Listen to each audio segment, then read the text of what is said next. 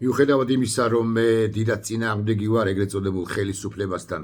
ეგრეთ წოდებული დებატებისა, მაინც მიწევს ხოლმე გამოხმაურება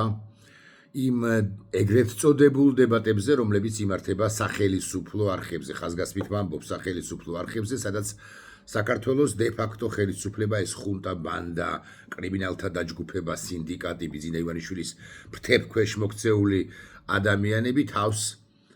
პოლიტიკოსებად წოდებულები თავს კომფორტულად გრძნობენ. მოკლედ, მე წინააღმდეგი ვარ, ნამდვილად, ახლაც ვარ, მაგრამ გამოხმაურება კი მიწევს. აქვე ვიტყვი, რომ საქართველოს დე-ფაქტო ხელისუფლებას რასაკვირველია ამ ეგრეთ წოდებული დებატების ფორმატის შემოღებით, აღდგენით, მეთქი ვერ ვიტყვი ასე, შემოღებით სურს სიტუაციის ნორმალიზება, სურს რომ აჩვენოს, წარმოაჩინოს ისე თითქოს მას ამ ბანდა ხელისუფლებას ვინმე აღიარებს, ვინმე სცნობს, ვინმე ესაუბრება და ამ საუბარში, ამ ვითომ დებატებში, ამ ვითომ კაბათში ისინი კი გამარჯვებულები გამოდიან, მათ შორის იმიტომაც, რომ ობიექტური და მიუკერძოებელი რომ უნდა ყოფილიყო ის მოდერატორები, რასაკვირველია აქცენტებით, מחვილებით, აქცენტებით, სწორედაც რომ ეგრეთ წოდებული ხელისუფლების მხარეს არიან ნებისმიერ არხზე. რუსთავი ორის წამყვანი, ვინც არის, აღარ მახსოვს, ისიც და იმედის წამყვანი, ვინც არის მაგდა ანიკაშვილი, ყოფილი პოლიტიკოსი, რომელიც თავის დროზე მედიის შეზღუდვით მედიისათვის ზურგში დანის ჩარტყმით იყო დაკავებული შორეულ 2012 წლამდე პერიოდში, ისიც რასაკვირველი არის მიკერძოებული და ხვალაც მიკერძოებული იქნება, როგორც კი ხელისუფლება შეიცვლება, თუ რომელიმე ახალი ხელისუფალი შეიზელს მაგდას ანიკაშვილს კონკრეტულად შეიზელს ალბათ სწორი სიტყვა, ანუ ურთიერთობას დაამყარებს მასთან, მოგვარდება მასთან, მორიგდება, მას გამოიყენებს. მას დაეყრდობა, მაგდა ანიკაშვილი ისევ როგორც ხვები, რასაკვირველია, სხვაგვარად აჭიკჭიკდება, არა ჭიკჭიკებულა თუ რა.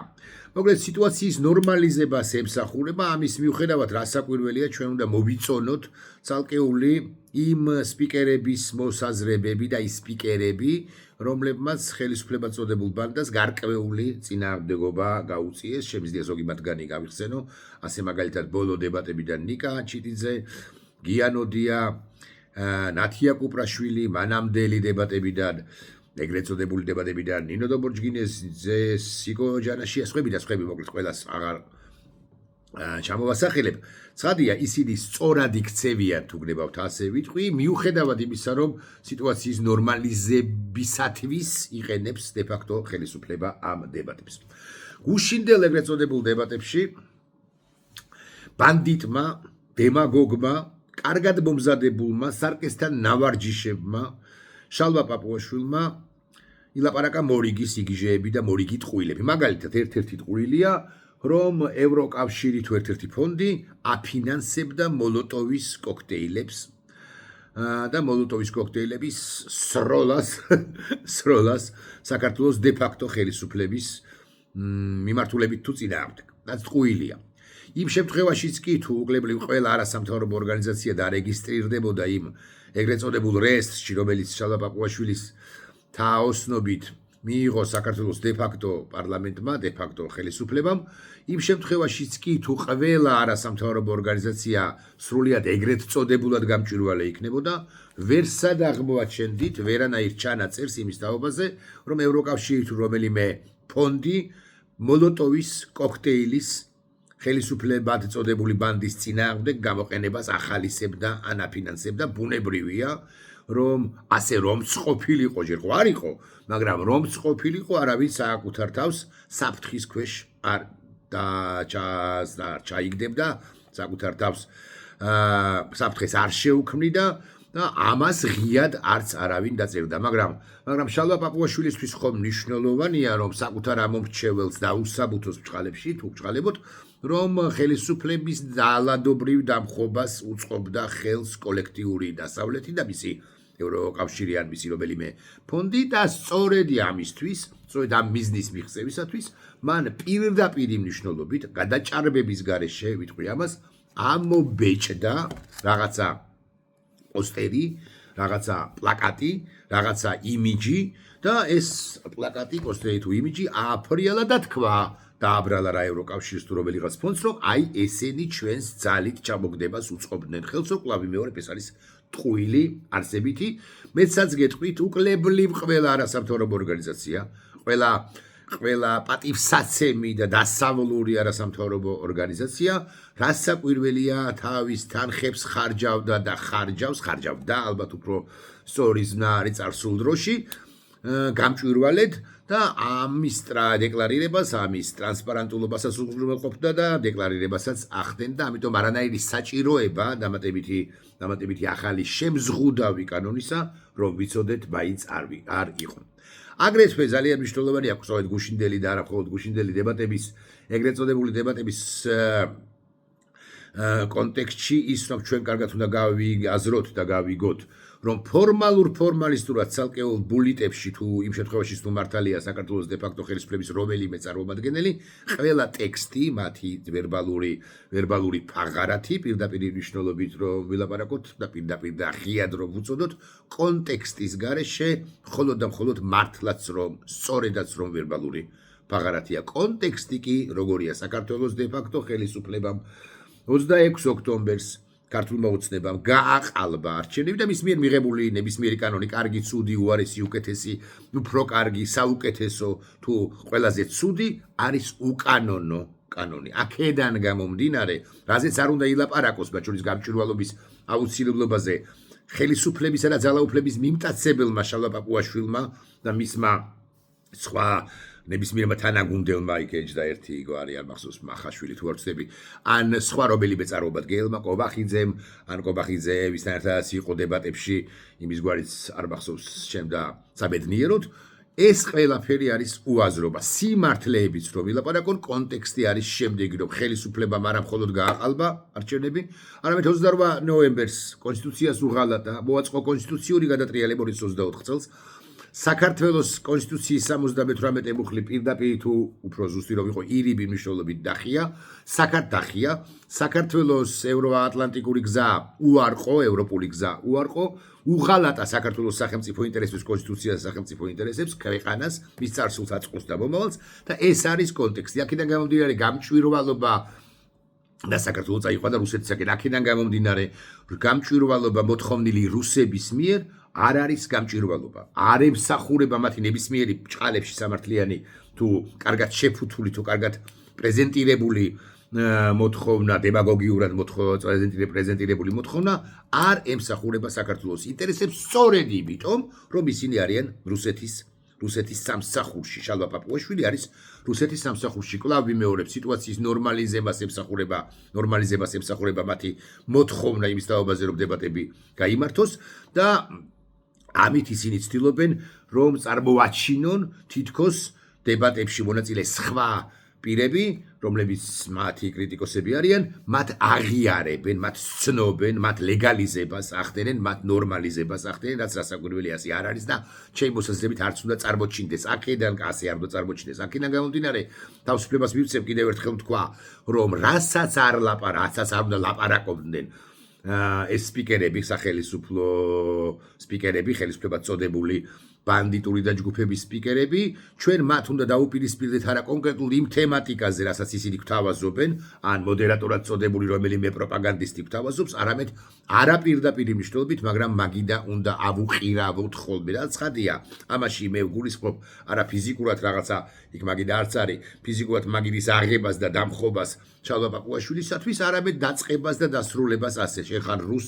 შენ ხარ რუსი და დამოუკიდებლად იმისა, რას მელაპარაკები ახლა, მაგალითები მოგყავს, როგორი შველიებ თუ როგორ ეყრდნობები მაგალითად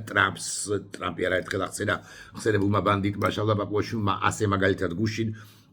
როგორც არ უნდა მელაპარაკებოდი რაღაც ახალ კონტექსტზე 2023 წლიდან არსებულზე თუ 22 წლიდან არსებულზე და ასე შემდეგ შენ ხარ რუსი და შენ გინდა განსხვავებული აზრის დევნა და სწორედ ამ ყველაფერს ემსახურება ისიც არის თვალსაჩინოება რომ რუსი ხარ და ამ ყველაფერს ემსახურება ის რასაც შენ აკეთებ და რასაც შენ ჩადიხარ ქართული სახელმწიფოს წინააღმდეგ და ერთი მაგალითია ერთი კანონი, მეორე მაგალითია მეორე კანონი, მაგრამ კონტექსტი მთლიანად ეს ჯაჭვი კანონებისა და ჯაჭვი გადაწყვეტილებისა და ჯაჭვი განცხადებებისა მადასტურებელია იმის, რომ შენ საქართველოს დესაქართლოიზაციას აკეთებ, შენც აკეთებ საქართველოს დესაქართლოიზაციას, ბიზი და ივანიშვილი ხომ მთავარ ავტორია საქართველოს დესაქართლოიზაციისა. აქვე ერთი რეპლიკა მაგდა ანიკაშვილზე, როდესაც ნათია კუპრაშვილმა ან სხვა რომელიმე კითხა თუ რეპლიკა ჰქონდა ამ უკანასკნელსაც, რატომ არ იმართებოდა დებატებიო მაგდა პროპაგანდისტმა კუპრაშვილმა კი არა მაგდა რაგვარია ანიკაშვილმა თქვა რომ აქამდეო ნახეთ რომ საინტერესო გამართლებაა თვითმართლებაა აქამდეო ესო შეურაცხყოფის აგორა იყო, შეურაცხყოფას აყენებდნენ და როგორც კი ხელისუფლება წოდებულმა ბანდამ, ანუ მათმა ნაჩალნიკებმა თქვეს, რომ იცით რა არის, მოდი გავმართოთ დებატები, ფსევდო დებატები, რომელიც სიტუაციის ნორმალიზებას ემსახურება და სხვა არც არაფერს, მყისვე დაავიწყდათ, რომ თურმე იყო რაღაც შეურაცხყოფების აგორა თუ შეურაცხყოფები ხდებოდა შეურაცხყოფებს აყენებდნენ ადამიანები ერთმანეთს ამ დებატებზე, თუმცა როდის იყო ეს დებატები იმედზე კონკრეტულად არც მახსენდება და მყისვე ჩაითვალა, ასე წარმოჩინდა, ასე რომ დებატებში, ეგრეთ წოდებულ დებატებში მონაწილეები გაზრდილობიანდნენ, ზრდილობა დაიბრუნეს, ხო ზრდილობიანობა დაიბრუნეს, მყისვე ჩაითვალა და რეალურად კი მაგდა ანიკაშვილმა ამით თვითილუსტრაცია მოახდინა კიდევ ერთხელ თქვა რა, რომ ყველაფერს, რასაც ბანდა ხელისუფლებას დავაზობს ტელეკომპანია იმედს, რომელიც შავი ფულით ფინანსდება, ეს არ დაგვავიწყდეს ხოლმე ამასთან, ხო შავი ფულით, რომელსაც აქვს ბიუჯეტის დავალიანება ამდენი და ამდენი, რომელსაც აქვს უზარმაზარი რაოდენობით 100 მილიონებზეა ლაპარაკი რუხაძის პერიოდში დაგროვილი ვალები და რომელიც შეეტენა ახლა $1000 იყიდა ვითომ ლევან მაჭავარიანისა და კახაკალაძის ჯგუფს, მოდი ასე ვიტყვი, რომელიც პროპაგანდით და ანტიდასავლურობით არის დააკავებული, ხო, აი ეს ყველაფერი ტელეკომპანია იმედის ამ წამყვანმა ამგვარი არხის ამ წამყვანმა წარმოაჩინა ასე რაც ტყუილი და რაც სიმართლე ის არის, რომ ისინი პროპაგანდისტები არიან, ესეც რასაკვირველია. აღსანიშნავია. კიდე ბევრი რამ არის აღსანიშნავი გუშინდელი ეგრეთ წოდებული დებატებიდან, მაგრამ მე განსაკუთრებულ ყურადღებას მივაქცევ ერთ ფრაზას, ერთ წინადადებას წარმოთქმულს ბანდიტი შალვა პაპუაშვილის მიერ და კიდევ ერთხელ ვიტყვი, ვიდრე ამას გეტყოდეთ, რომ მას მაგიდა უნდა აუყირავო. რთულია, მაგრამ თუ მაგიდას არ აუყირავებ, თუ არ შეათხლეს სიმართლეს იმის თაობაზე, რომ ეს არის რუსი და ყველა სხვა კონკრეტული თემა გამჭვირვალობის შესახებ კანონი, ან რაღაც სხვა კანონი, ან რაღაცა ასე შემდეგ და ასე შემდეგ ემსახურება მხოლოდ იმას, რომ ის აღიარონ როგორც ხელისუფალი, ხო? თუ ამას არ ეტყვი, ხო, ამ დებატებს დამოკიდებულებით რამდენი კარგი სპიკერები იქნებიან, გიანოდია, ნათია კუპრაშვილი, სიკო, ნინო თუ სხვები, ხო, ამ ყველაფერს ამ კარგ სპიკერობასაც კი ჩემი მოსაზრებით ყოველ შემთხვევაში აზრი ეკარგება ხშირად, თორე საზოგადოების ერთი ნაწილი ასაკვირველი იწონებს ნათია კუპრაშვილისა თუ გიანოდიას ამ შემთხვევაში თუ სიკო ჯანაშიას სხვა შემთხვევაში ცალკეულ მონოლოგებს ან ცალკეულ რეპლიკებს ან ცალკეულ შეპასუხებას ნიკა ჩიტიძისა, ესეც რომ ვიცოდეთ მაინც. ეხლა რაც შეეხება ერთ ფრაზას ბანდიტი პაპუაშვილის მიერ წარმოთქმულს, უსაინტერესო ეს ფრაზაა, ჩემი მოსაზრებით სწორედ გუშინდელ ეგრეთ წოდებულ დებატებზე. ნახეთ რა ამბობს. რუსეთის ჩარევა, ხა მე ვიდეოს ჩვენებად შემეძლო ცხადია, მაგრამ იქ რაღაც მინდა მოახვიო და აზრი არ აქვს კი არა დიდ დროს წაიღებს და მე რა სუსტად შეიძლება ვერ დააყენო დრო და აქედან გამომდინარე რაღაც პაუზები გქონდეთ. ამიტომ თქვენი ნებართვით აი ჩაგიკითხავთ. რუსეთის ჩარევა არ შეიძლება და სხვების დასავლეთის კი შეიძლება, ამას ამბობს მეტნაკლებად ზუსტი ციტატა პაპუაშვილი ბანდიტი და ხო, უნდა ვუპასუხოთ მას. დიახ, მეტნაკლებად დემოკრატიული სივრცის სახელმწიფოების ჩარევა ჩვენს საქმეებში საშინაოს არ ვაღავიხმარ შეეგნებულად, რამდენადაც ჩვენ ვართ საერთაშორისო სამართლის და დემოკრატიულ სამყაროსთან ფორმალურად თუ ფორმალისტურად მიერთებული ქვეყანა შეიძლება სუვერენიტეტი ძალიან მნიშვნელოვანია. რასაკვირველია მნიშვნელოვანია, კვლავ ვიმეორებ მნიშვნელოვანია და კიდევ ერთხელ ვიტყვი რომ მნიშვნელოვანია. სუვერენიტეტი ვერ განხორციელდება იზოლაციის პირობებში. დემოკრატიის ტრადიციების მქონე სახელმწიფოებრიობის ტრადიციების, დიდხნიანი ტრადიციების მქონე ქვეყნები, ვალდებულნიც არიან ჩაერიონ იმ ქვეყნების თუ გნებავთ ასე ვიტყვი, მიუხედავად იმისა, რომ საფრთხე რომ დაჭრის ამას მოჭრის და დაჭრის ამას სახელმწიფო მედია არსებობს, სუვერენიტეტში ჩაერიონ დემოკრატიის, ხაზგასმით ვამბობ, დემოკრატიის, მეტი დემოკრატიის დამკვიდრების მიზნით, თუ საბაბით, ხო, აუცილებელიც არის და ვალდებულნიც კი არიან. როდესაც ჩალვა პაპუაშვილს არ ესმის, როგორ უნდა დაიცვას ადამიანის უფლებები, ბუნებრივია, რომ ევროკავშირმა ზოგადად ან კონკრეტულმა რომელიმე სახელმწიფომ მას უნდა მიუთითოს ისიც რეკომენდაციის და ხაზგასმით ვამბობ, მხოლოდ რეკომენდაციის სახით თუ რეკომენდაციის ფორმით. არავინ არ აფინანსებს დემოკრატიის დამკვიდრებისთვის, მათ შორის ეგრეთ წოდებულ მოლოტოვის კოქტეილებს, ტყუილია კიდევ ერთხელ ვიტყვი, მაგრამ ისინი უთუოდ იძლევიან რჩევას იმის თაობაზე, როგორი უნდა იყოს მაგალითად საარჩევნო კოდექსი, ან როგორ უნდა იყოს უზრუნველყოფილი სიტყვის და გამოხატვის თავისუფლება. როცა არ ღვევს საქართველოს დე-ფაქტო რუსული ხელისუფლება ხსენებულ მაგალითად სიტყვისა და გამოხატვის თავისუფლებას, პირობითად შვედეთს თუ პირობითად გერმანიას, პირობითად ესტონეთს თუ პირობითად იტალიას, ბუნებრივია აქვთ ვალდებულება ქართველი ძვირფასი, მისთვის ძვირფასი, მათთვის ძვირფასი ხალხის წინაშე და საქართველოს წინაშე ვალდებულება, რომ მათ როგორმე ამოათრიონ იმ ჭაობიდან საქართველო საიტენკენაც მიგვაყენებს პაპუაშვილი კონკრეტულად და უფრო ზუსტი რომ იყო ბიძინა ივანიშვილი. გარდა ამისა, ძალიან მნიშვნელოვანია ეს რუსეთის ჩარევა არ შეიძლება და სხვების დასავლეთის შეიძლება, ხო, შეიძლება კი. ეს არის ერთ სიფრთხეში დაყენება რუსეთისა, მოდი შეიძლება გამახსენდა რუსული ფინანსები ამოვიწერ ნანსები. ერთ სიფრთხეში დაყენება რუსეთისა და დასავლეთისა, რუსეთისა, რომელიც შენი მარადიული ან გახანგრძლივებული მტერია და დასავლეთისა, რომელიც შენი პარტნიორი იყო მათ შორის. არ აღიარების პოლიტიკა დასავლეთის შენარჩუნებულია და წამოწყებული და შენარჩუნებულია. მათ შორის დასავლეთი ეხმარებოდა საქართველოს დემოკრატიის განვითარების კუთხით და დასავლეთი რომ არ ყოფილიყო რუსეთისაგან უკვე დანგრეული იქნებოდა ჩვენი საერთო სამშობლო, თუმცა ჩვენი საერთო სამშობლო მეთქი კი ვამბობ, მაგრამ ჩემი და პაპუაშვილის საერთო სამშობლო სულაც არ არის მეორე მხრივ თუ ფილოსოფიურად თუ შევხედავთ ამ საკითხს, სწორედაც რომ საქართველო რუსეთია პაპუაშვილის და ბიძინა ივანიშვილის თეფქვეშ მოქცეულთა სამშობლო, ხოლო ჩვენთვის ნამდვილად ჩვენი ქვეყანა, ჩვენთვის ძვირფასი ჩვენი ქვეყანა საქართველო და მისი თავისუფლება, რომ ვიცოდეთ მაინც ესეც განუყოფელი ნაწილია საქართველოსგან. საქართველო მაშინ არის საქართველო და არა გრუზია, როდესაც ის თავისუფალი და ევროპული დასავლურია, თუ გნებავთ უფრო ზოგადადაც ვიტყვი, პროამერიკულია, პროდასავლურია, პროევროპულია ვიტყვი. ასე შალვა პაპუაშვილი ერთ სიფრთხეში აყენებს ბოროტების იმპერიას, სიკვდილის იმპერიას, ადამიანების მკვლელ იმპერიას, ქვეყნების დამანგრეველ იმპერიას, უკრაინის და საქართველოს და ჩეჩნეთის გამანადგურებელ გენოციდის მომწყობ, ბოროტების სპონსორს, ტერორიზმის სპონსორ რუსეთს და ასე მაგალითად შვედეთს და დიახაც შვედეთი პირობითად ბრიტანეთი, რომელიც არ არის ევროკავშირის წევრი, საფრანგეთი, გერმანია თუ რა ვიცი, ნიდერლანდები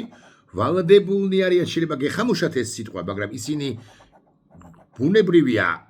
გულშემატკომაგობენ რა საქართველოს როგორც ქვეყანას და არა ხელისუფლებას ერევიან ბჭყალებში ამ ქვეყნის ეგრეთ წოდებულ შიდა საქმეებში უთითებენ რა ძალაუფლების კვერთხის მფლობელ ძალას, ამ შემთხვევაში ქართულ ოცნებას, რომ მან გააკეთოს ეს, მან მაგალითად გაანთავისუფლოს ბზია ამაღლობელი, მან გაანთავისუფლოს რა ვიღაცა და ასე შემდეგ. ხა კიდევ ერთი დეტალი ვიდრე ამ საკითხზე გადავალ, კიდევ ერთი დეტალი იქო საგარეო საქმეთა მინისტრები გამოვიდნენ რუსთაველის გამზირზე, რატო მიკადრეს საქართველოს ცენტრალურ გამზირზე გამოსვლა საგარეო საქმეთა მინისტრებმა და კომიტეტის თავმჯდომარეც იყო თუ არ ვცდები, რატო მიკადრეს? მაგალითად, დიდი ვიტაუტას ლანdsbergis შვილიშვილმა გაბრიელიუს ლანdsbergisმა რატო მიკადრა გამოსვლა? იმიტომ რომ საქართველოს დე-ფაქტო ხელისუფლებამ ისკუპა რუსულ ნავში და ესენი კიდე ფრონტლაინ კანტრები არიან, ფრონტლაინ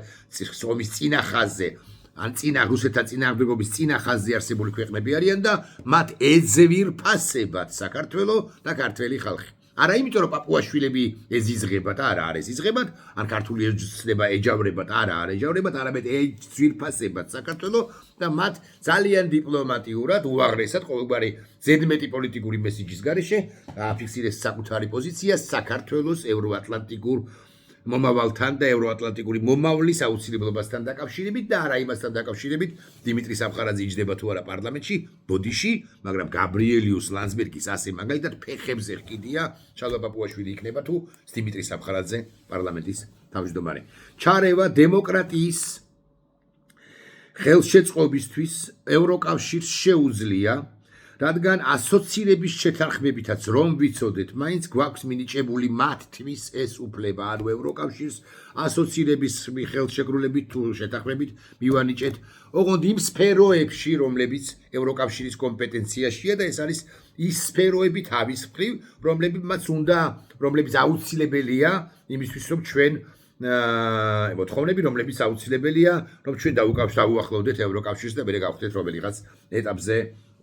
ევროკავშირის სივრცის ნაწილი, ოღონდ სამხელისუფლება წოდებული ბანდის პირობებში ეს ვერ მოხერხდება, ეს ფაქტია. მეორე, რუსეთის ჩარევა კი ნიშნავს ქვეყნის სუვერენიტეტის და სუვერენიტეტს ანგრევს სწორედაც რომ რუსეთი ერთ სიმწყეში დაყენება რუსეთისა,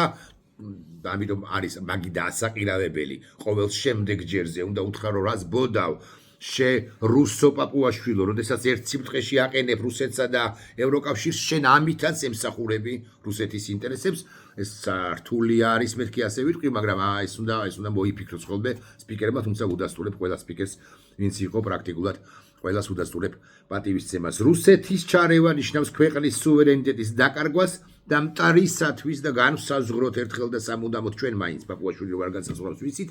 რომ რუსეთი არის მტერი, მტრისათვის სარბიელის მიცემას, ამიტომ მათთვის არ შეიძლება ჩარევა. თან არ დაგავიწყდეთ, აქ იყო და გამახსენდა ბარემ ამ თემასაც შევეხები. აქ იყო იმ დებატებზე იყო ერთი ესეთი რეპლიკა თუ პასაჟი, მოდი ვიტყვი ასე, რომ ჩვენო ხომ რაღაც რუსულ ფულსაცო გამჭვირვალე იქნება თუ NGO სექტორი გარეგისტრირდება რაღაც რეესტრში თუ რაღაც პაპუაშვილის ტვინის ნაჟურებში მოფიქრებულ რაღაცა სიგიჟეში, ხო რუსული ფინანსებიც ხო გამჭვირვალე იქნება. პირველი, რუსეთი ოფიციალური გადმორიცხვებით არ მოქმედებს 99%-ში, ანუ არასამთავრობო ორგანიზაციებს, მაგალითად მის მიერ არის ესეთი ორგანიზაციები, არასამთავრობო ორგანიზაციებად წოდებულები, რომლებიც იღებენ რუსულ ფულს. აი, მაგალითად ნიკოლოს რაგვარი იყო ეს, იმაზე რომ დარბის, მიწისძვრის რო შეშინია ეს პუტკუნა.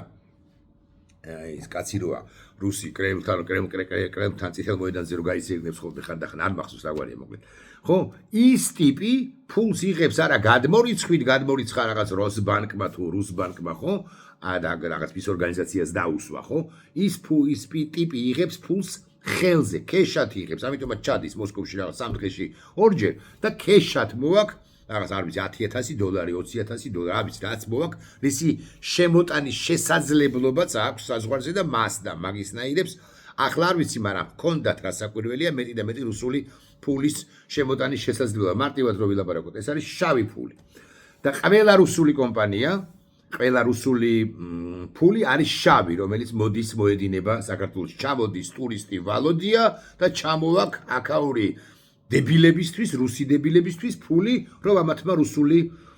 რუსული ნარატივი გაავრცელონ, რუსული შინაარსი გაავრცელონ ქართულ საზოგადოებაში. ეს ერთი. მეორე და ასევე მნიშვნელოვანი აქ ოაზისი აქვს მოწყობილი რუსულ კომპანიებს, რომლებიც სხვათა შორის არანაირი კანონით არ კონტროლდება ამ ბოლო დებატებად წოდებულ მსჯელობაში ტელეიმედის პროპაგანდისტურ არხზე იყო ამ თემაზე ესეთ გადაკვრის საუბარი, თუ არ ვწდები სანდრო რაქვიაშვილმა თქვა, თუ არ ვწდები.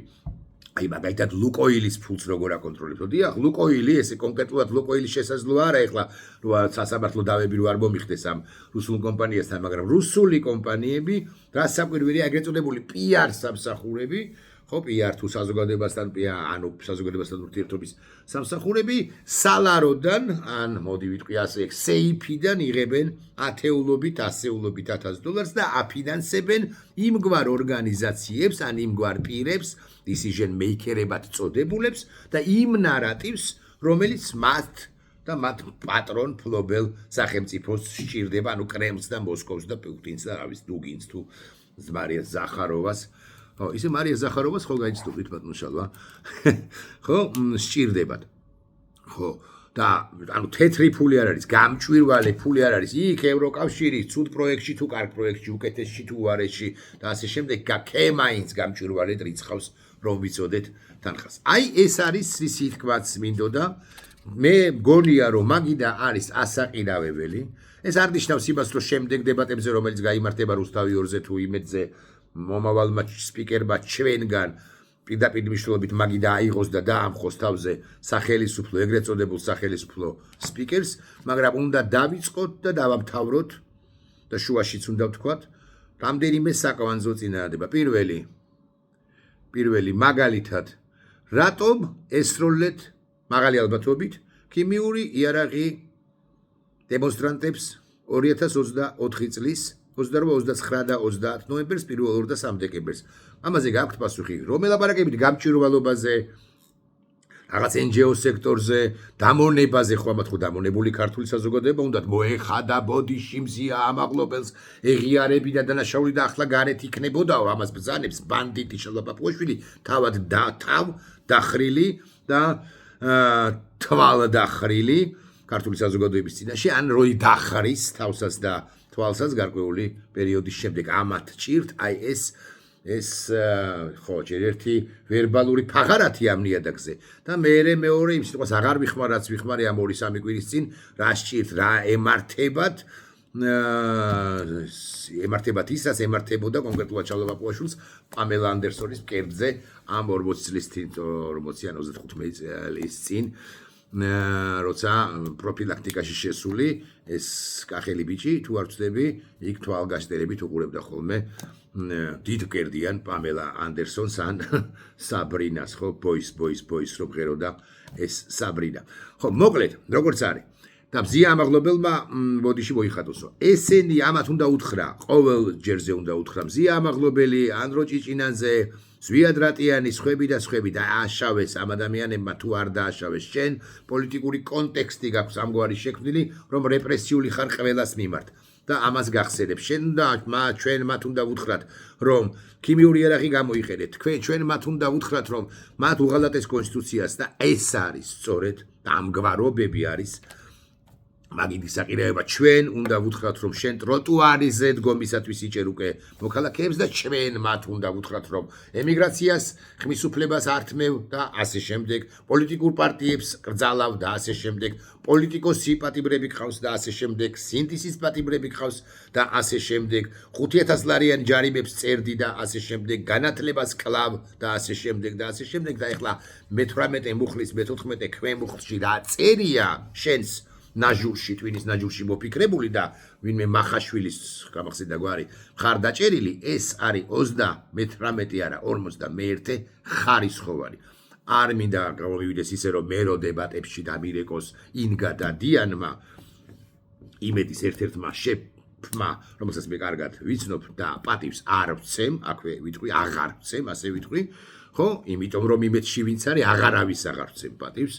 გულახდილად გეტყვით მე მივიღებ მონაწილეობას ამ დებატებში და თუ მივალ აუცილებლად ამას ვიზავებთ კი ასე მინდა რომ ქნა მაგრამ იქ რაღაც ჩართული კამერა რაღაც ტრული გარემო შალაპაპუაშვილის ცითავხე მაგრამ ვეცდები რომ ეს გავაკეთო თუ მაინც და მაინც ამიტომაც არ დამირეკავს ინგა დადიანი პროპაგანდის ერთ-ერთი ელემენტი ქართული სახელმწიფოს წინააღმდეგ და ამდენადაც ის არის იმედის თანამშრომელი და ამდენად ფული უნდა ავის 8417 ან 3980 ლარი და აღარ აინტერესებს ფულს მიღმა აღარაფერი არც ქვეყანა არც სამშობლო არც თავისუფლება და არც არაფერი მაგრამ მინდა დადიანზე ხო არ არის ხა ეს და მაგდა იანიკაშვილზე ეს ვიდეობლოგი აყირავდეს უნდა მაგიდა არა პირდაპირ მნიშვნელობით და ყველაფერი სიმართლე უნდა ვუთხრათ მათ უნდა მივახალოთ პირში და არც უნდა დავამთავრებინოთ პრაქტიკულად არც ერთი სიტყვა ეს არის ჩემი პოზიცია მკვეთრი სწორი ჩემი აზრით და ამ შემთხვევაში ეს ნორმალიზება სიტუაციისა თუ ლეგალიზება თუ აღიარება მათი თუნდაც ირიბი აღიარება უბრალოდ არ მოხდება იმედის მაყურებელს და ცხადია იმედის მაყურებელი არის კოცის ამორჩეველი კოცნების ამორჩეველი მათ უნდა მათივე მოედანზე უთხრათ სიმართლე მივახალოთ მათივე ფალავნებს სიმართლე პირში შალაპაპუაშვილს ამ და სხვა შემთხვევაში კი სხვა რომელიმე რუს ქართველ სპიკერს ქართული ოცნებისა ანუ ბიზნესი ანუ რუსეთისა ნახვამდის